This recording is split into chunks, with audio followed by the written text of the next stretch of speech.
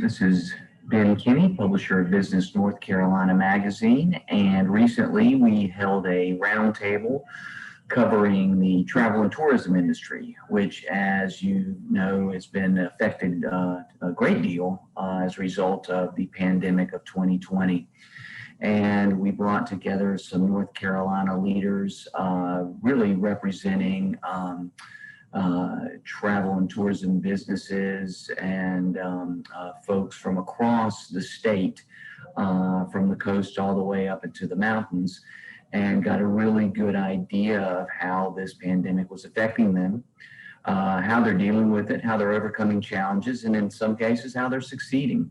And it was a really good in-depth conversation about where we are now from the travel and tourism industry as a state. And looking forward to having you take a listen to it. And here is a short snippet from the video of our roundtable on travel and tourism in North Carolina.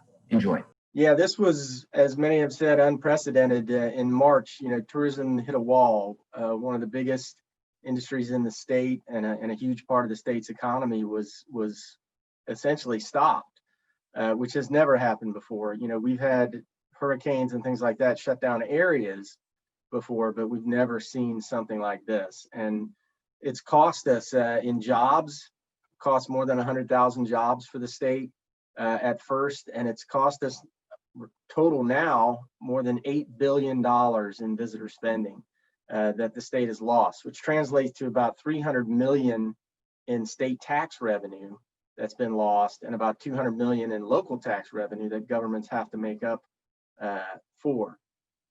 We've never seen anything like this. So we were bleeding about $1 billion a month in spending and visitation and jobs. We have seen that come back, particularly in the leisure travel side. There are areas that have not, meetings and conventions, groups, group travel, business travel. So it's tough. I think the advantage North Carolina has is that we're probably better positioned than any other state in the country to survive this, because we have what people want right now, which is that escape. They can get out, they can get to the beach, they can get to the mountains. Even our urban areas are open and accessible. They can play golf, which has been huge in this as a way for people to get out and be safe, but still have some activities. So we've been fortunate in that, and we've seen some areas have leisure travel has come back stronger even than it was the year before. But that really doesn't make up for the areas that are losing it. And even in areas where it's really strong, there are individual businesses that are still hurting because of restrictions and things like that. So it's been an unprecedented challenge for the industry. One of the few advantages, I guess, is that people, I think, now understand how important tourism is to the economy and what happens when it goes away, how that impacts everyone, whether you're in tourism or not. But we're doing everything we can to keep the businesses open, keep it alive as much as possible, and have as many people travel in a safe manner as possible, so that we can keep these businesses going, yet not increase the pandemic. Thanks. Kim, can you talk a little bit about what's going on at the coast? Well, we've been, I would say, I guess, a mixed bag of what's been going on with us. We, of course, March, April, May were totally tanked, just like everyone else was. We look at our room tax revenues, which is something that we track on a monthly basis. And of course, they just totally bottomed out during that period. But we've actually seen a slight turnaround during the summer. Back to Wit's point, our occupancy tax revenues for our beaches have been up slightly over last year. Wilmington proper has not been, though, of course, because they deal a little more with the business side and that type of travel. So again, people are looking for that escape. They're looking for outdoor type activities. And, so they, really seem to, are drawn to the beaches is in what we've seen. We've also seen some of our attractions do well if they have, outdoor opportunities. Our parks, our riverboat rides and things like that have actually had a decent summer, much better than we anticipated. But again, our beaches have carried us. I think we're seeing a shift. One of the things that we've been working on when we look at marketing is talking about, remote learning and remote working. A lot of people are doing that now. So they actually have more free time that they can travel.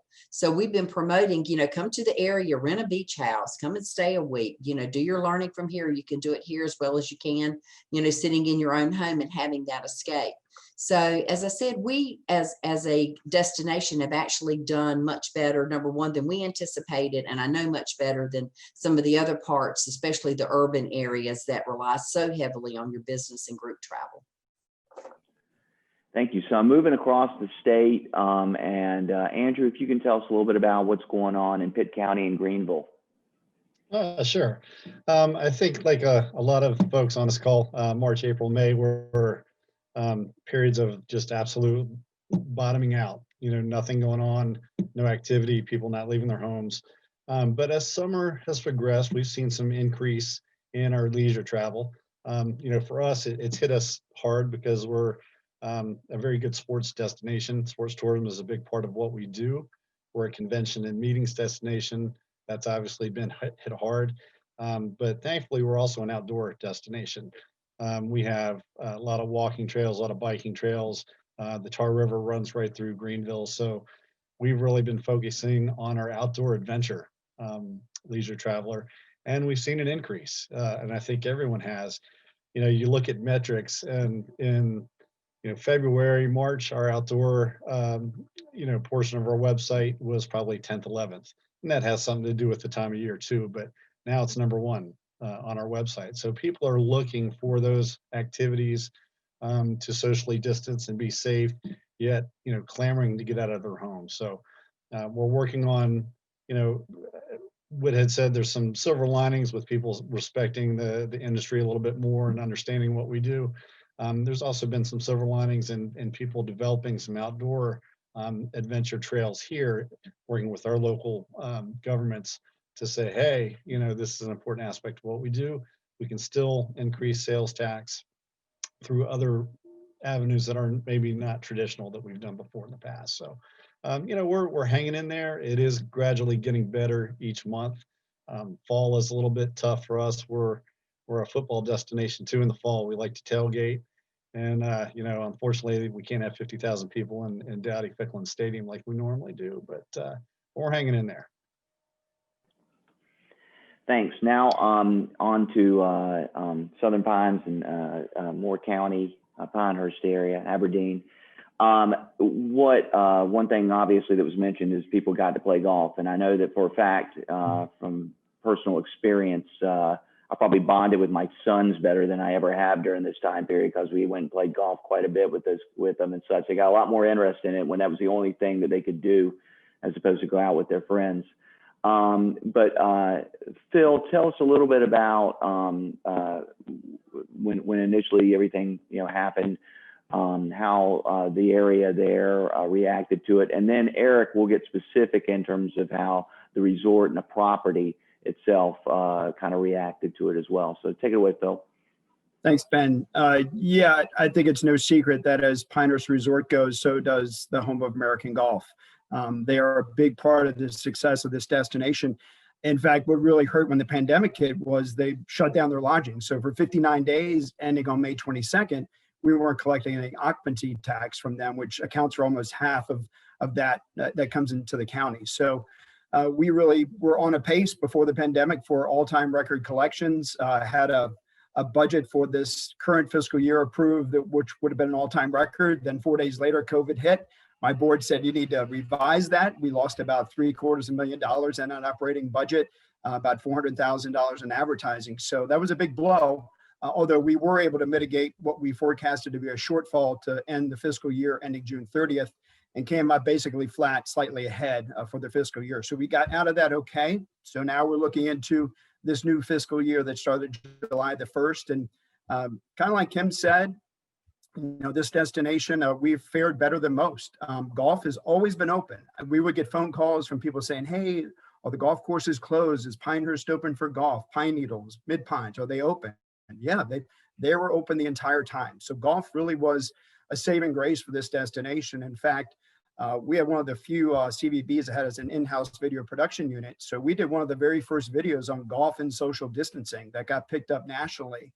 So we got the message out very quickly and quickly out to our drive markets like Atlanta to Washington, D.C. to let them know that this destination was open, never closed when it came to golf.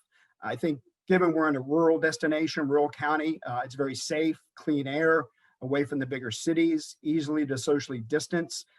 We're not experiencing the social strife you see in some of the bigger cities. And we're a very inviting community that welcomes visitors. I know there's some apprehension in some destinations for people incoming. I think here, for the most part, people are very welcoming. As far as occupancy goes, we've been averaging this first 3 months of the fiscal year around 55, 56%. So a little bit above the national average, which is around 48 to 50%, and even above the Southeast average.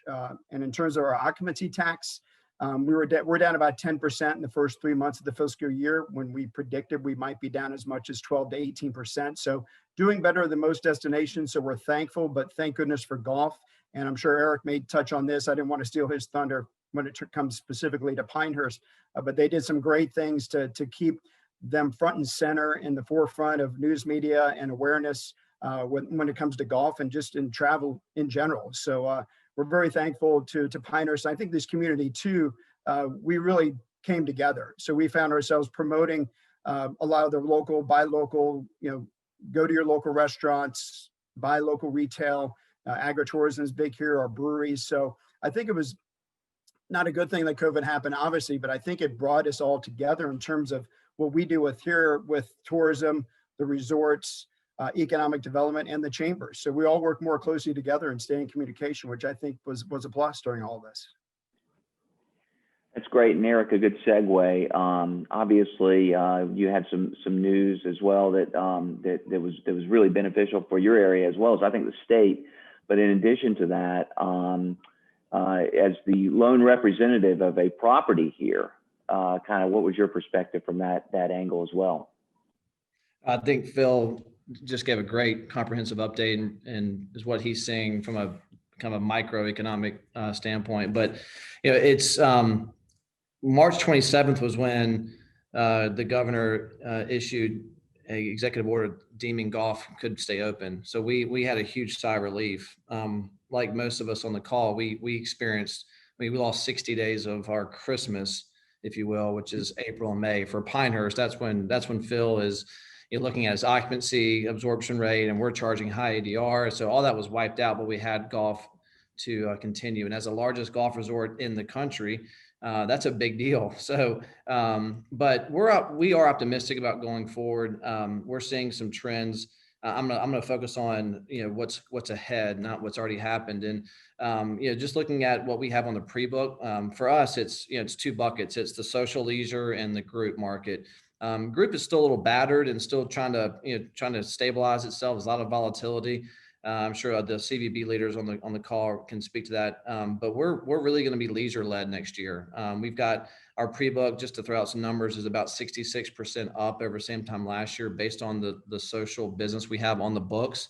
Group is encouraging. We think there could be some evaporation going into next year, depending on corporate travel bans and the prospects of a vaccine. And I do think that'll help the psychological factor of the business traveler. But in terms of returning to pre-COVID, I mean, we had a dramatic drop in group business this year. So we're still kind of limping along on the group side, but leisure is very resilient, and we're very thankful for that. The big announcement that Ben, you're speaking to, I think you want me to touch on, was the USGA anchor site.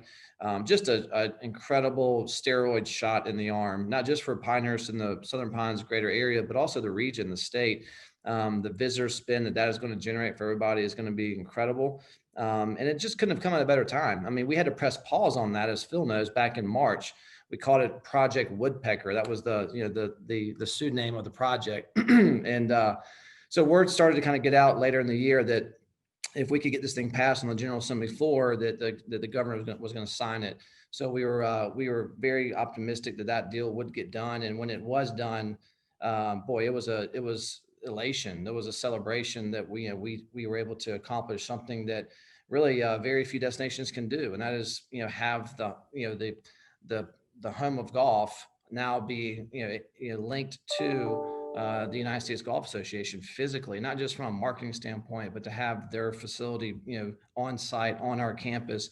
puts us on a playing field to that of St. Andrews, which is the as we know, the mothership. So having, people always ask us, and Phil knows this, when is your next US Open again? And now we can say, well, for the next 3 decades.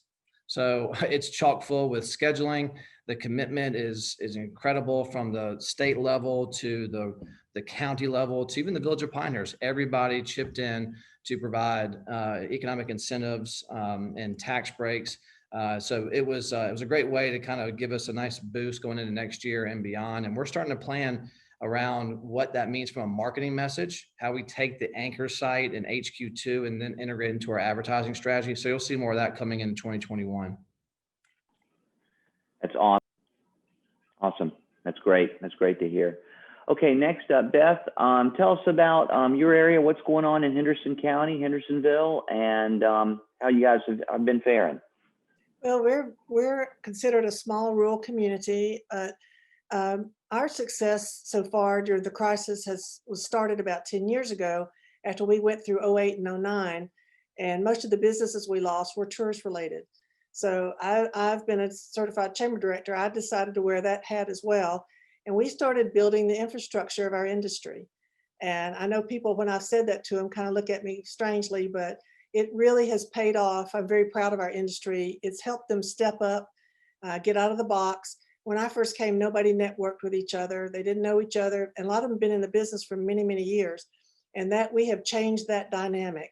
Instead of expecting us to do it all, we've empowered them. And so we really, at the end of February, we were 15% ahead of last year, which was our 33-year record. And so we ended up, I just got the numbers, our audit shows that we broke even for this year. And a lot of it was because one of our major events was during Memorial Day weekend, which was Garden Jubilee. We reformatted it. Instead of bringing 200,000 people to Main Street, we sent it out into our nurseries and orchards, which helped them, who had been growing things for this event for the whole spring. So our hotels were full starting Memorial Day weekend, and they've been full ever since. We kicked off, Apple Festival was another major event. It's a state apple festival on Labor Day. We reformatted that since they couldn't come downtown to Main Street, and sent people out we created orchard trail days.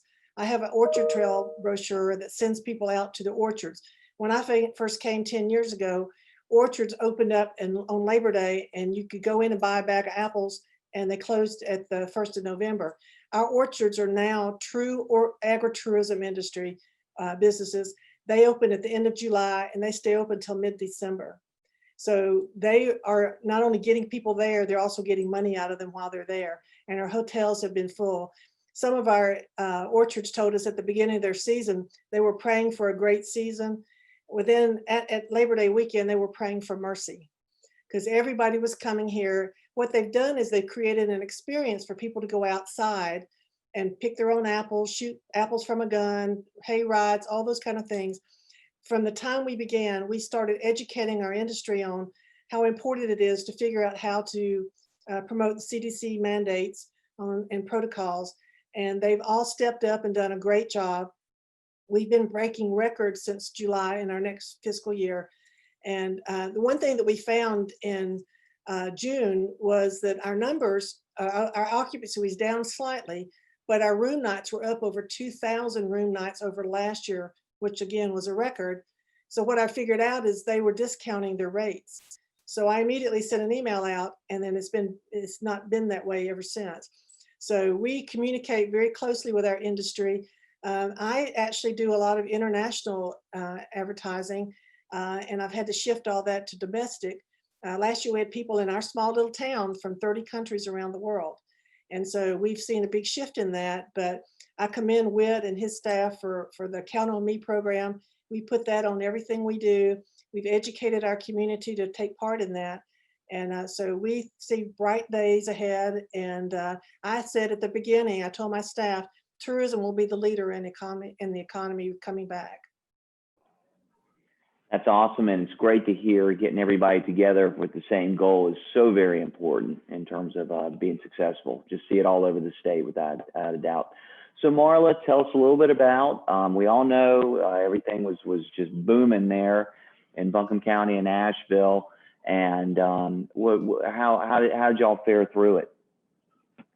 Well, I think, you know, our story is similar to what you've already heard, but, you know, it occurs to me that the two themes that are pretty prevalent throughout this discussion are, one, the foundational work that we have all done in order to establish our brands, create those relationships that are serving us well now, and will be really the linchpin in helping to bring us all back. And two, the outdoors. This state is well known for its outdoors, whether it's on the beach or the mountains or the places in between, as you know, Phil and Andrew spoke about as well. So we're, you know, I think riding those two things as well. We've done a phenomenal job, much like Beth, in the last decade or more, in establishing our bona fides as a, you know, significant destination. So we have that awareness out there that people are not forgetting, even when we have halted our advertising along the way. We have a phenomenal PR team that manages relationships that are long held, and Phil knows because he used to work with us in the mountains too when he was at Grove Park Inn, Omni Grove Park Inn now. And those are relationships that are holding us well right now. And, you know, we too have leaned in on the wide open spaces. And it's benefiting us. We bottomed out like everyone else in the spring, and we're seeing that climb back. And weekends are really doing well. Right now, we're seeing weekend business in October back into the, you know, well into the mid 90s in terms of occupancy. You know, what we are suffering a little bit is that midweek business because of the loss of groups.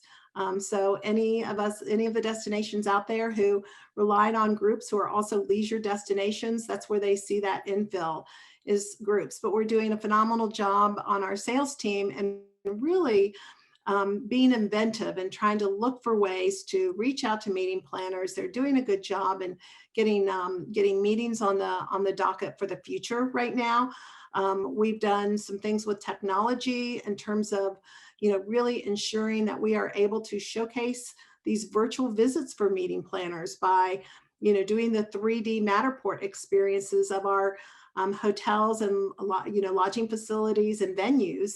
And then, you know, using drone footage and such so that a meeting planner doesn't even have to come to town right now. They can really experience that property online. And so we're, you know, I know that we're all looking, technology changes all the time. And I think you're going to start seeing in the next, you know, in the next year or so, us all really, you know, looking at how technology can continue to help us do our jobs better and position ourselves out there with customers, whether it's on the meeting side or the leisure side, and showcasing what we can do. We did a lot of that early in spring when everything shut down, and we, you know, within a matter of weeks managed to put up a virtual Asheville site that had experiences that leisure travelers could use to plan their visits during this time period, and knowing that it would be something that would, you know, have long-term impact for us.